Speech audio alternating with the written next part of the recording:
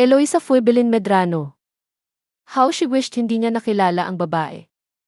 Eloisa's parents died and Tanya, who was the best friend of Eloisa's mom, became their guardian until Eloisa's older sister turned 21. They were friends in the beginning dahil madalas itong isama ni Tanya sa mga gatherings. Or so she thought. Until she noticed how she was trying to imitate everything she does, was very patronizing to the point that she almost lost her self-confidence. Worse, she was so good at making people believe that she's innocent and Sophia was the spoiled one. Including her own parents. Sophia was 13 when she had her first suitor. 2 weeks later, nalaman niyang nanliligaw na pala ito kay Eloisa. She confronted her and slapped her in the face. Ito pa ang may ganang magsumbong at kinampihan pa ito ni Gemma, Eloisa's older sister, at sinabing hindi kasalanan ng kapatid kung ito ang nagustuhan ni Jed. Sobrang sama ng loob niya, lalo na nang sabihin ng mga magulang na hindi pa siya dapat mag-boyfriend dahil bata pa siya. Tanya took her side behind Eloisa's back but for sure, ayaw lang nitong lumala ang gulo at sumama ang loob ng mga magulang niya. I'm on your side, Sophie, mahinahong sagot ni Tanya. I know how you trusted Eloisa and she betrayed you. But she's not in a good situation right now. Just be patient with her. Isa pa, lalaki lang iyan. It's never good to fight over a guy. You're pretty. Marami ka pang makikilala in the future. Enjoy life and focus on your dreams. Sophie's rich. She doesn't need to focus on her studies, ingos ni Jade.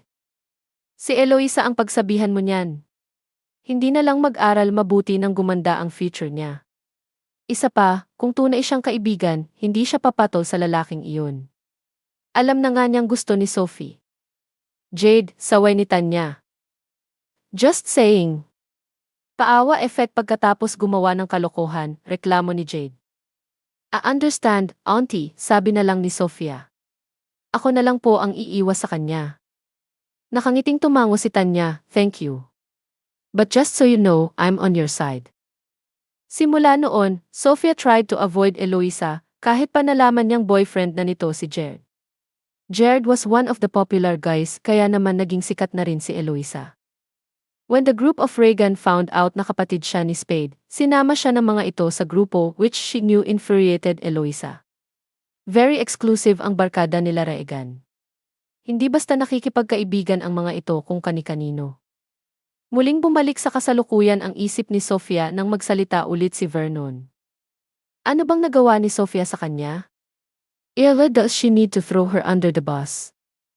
Eloisa is Prim's friend and totoong kaaway ko si Prim. Siguradong she only based her judgment sa nakikita niya, sabi ni Sophia. But she's a family friend. She should have considered that. Your dad is right, Tanya sighed. Hindi ko siya dapat konsintihin. I noticed the jealousy even before but was afraid to confront her. Hayaan mo pagsasabihan ko. I'm innocent, Sophia said. Iyon ang mahalaga. Basta naniniwala kayo sa akin. Okay na iyon. Hindi natuloy ang dapat sana ibakasyon ni Sophia at Diana dahil ayaw ni Sophia na isiping nagtatago siya. Diana decided to stay too para samahan siya. I'm sorry. Hindi ka tuloy nakadalaw sa inyo, Sophia told Diana habang naghahanda na silang matulog. Okay lang iyon. Ano ka ba? Diana chuckled. Dio's right. Hindi naman kami welcome doon. I just didn't want to hurt Aunt Tanya's feeling. Nahiga na si Sophia at pinatay ang lampshade na nasa side table. Pero nasaan niya kaya si Prim? Diana curiously asked. Sa kwento mo sa akin dati, her parents are very strict. Hindi kaya naglaya siya? Saglit na natigilan si Sophia, hindi ugali ni Prim na sumuway sa mga magulang. Anyway, wag na natin siyang pag-usapan, pag-iiba ni Diana. Your debut is next month, muling sumigla si Sophia. I'm so glad you changed your mind about the party. Tama ka. Once in a lifetime lang iyon. I just want to enjoy life. Huwag kang mag-alala. Yours will be more extravagant and memorable.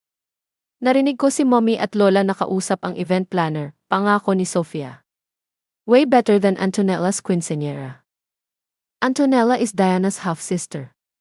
The youngest daughter of her biological mother to her current, very obnoxious husband, Luis. Natapos ang Christmas break, ngunit wala pa ring nakakaalam kung nasaan si Prim. Napansin ni Sofia nang simula nang mawala si Prim, iniwasan na siya ng mga kaibigan. She tried confronting them at sinabi ni Regan ang tunay na dahilan. They were upset na idinawit niya ang mga ito sa investigasyon. Sofia thought it was petty. Sa huli ay nagdesisyon siyang lumipat ng paaralan. At least, makakapagsimula siya ulit at hindi niya na makikita si Eloisa. Lalo na si Jared, the first guy who broke her heart. Years passed at nakapagtapos ng college si Sofia. She decided to work for Vernon's company. All those years, they never found Prim. Hanggang sumuko na rin ang mga magulang nito sa paghahanap sa dalagita. Every clue leads to a dead end. But Sofia had never forgotten about her. Until one day, she received a surprise call while she was at the office.